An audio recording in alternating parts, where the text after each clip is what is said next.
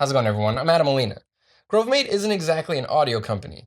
The Portland-based manufacturer usually specializes in accessories for your phones, your pocket, or your desk. And even though their products are usually really good, audio is brand new territory for them. Speakers are a little bit different than phone cases. So they partnered up with designer Joey Roth, who already had some experience making speakers in the past, and surprised everyone with a brand new pair of gorgeous wooden desktop speakers. We got a chance to check them out.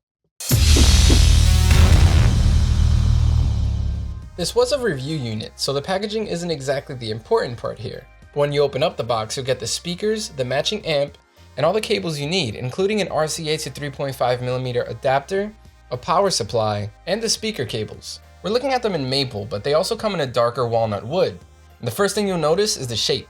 If you took a giant wooden egg and cut it in half, you'd get these. Luckily, it doesn't look as weird as that sounds, especially when you consider that the metal stand holds the speakers about an inch off the desk, giving it the illusion that it's hovering.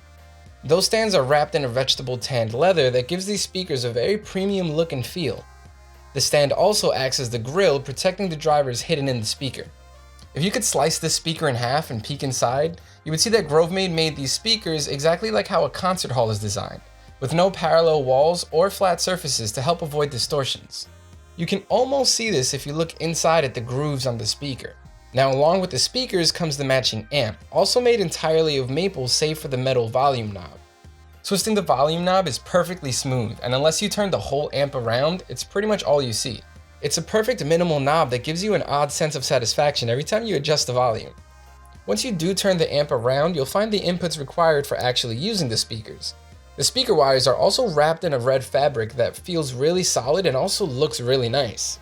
On the back of the speaker from left to right, you'll find the analog inputs for RCA, inputs for both the included left and right speaker cables, and an AC in for powering everything. These are definitely quality cables, and I appreciate the thought that went into them.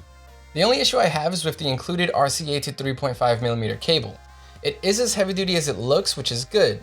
But when you plug it into the side of a computer, it kind of becomes an eyesore, which takes away from the overall aesthetic that I feel like these speakers are trying to achieve. To be fair, when plugged into something that has the input hidden on the back, this obviously won't be a problem. But considering these are desktop speakers, I figured it'd be worth mentioning in case you're like me and have to plug it into the side of your computer. Since these are desktop speakers, we didn't really do any testing using mobile devices, though you could use a mobile device if you just plug into the headphone jack, if your phone still has one.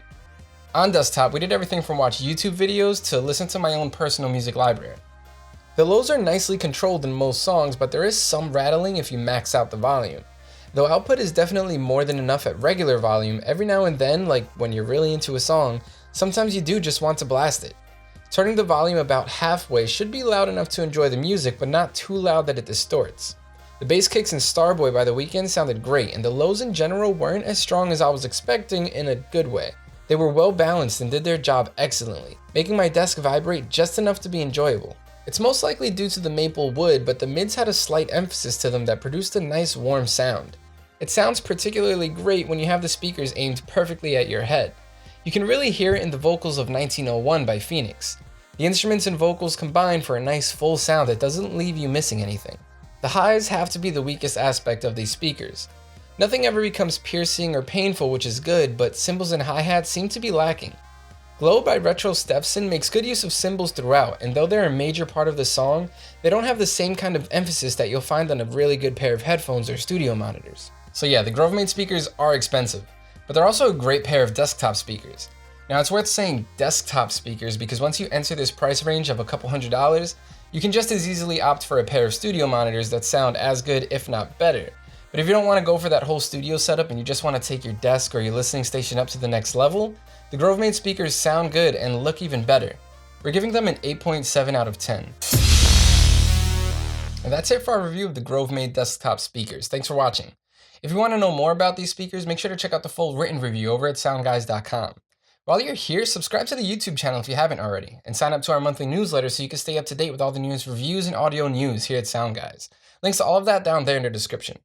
I'm Adam Molina. I'll see you later.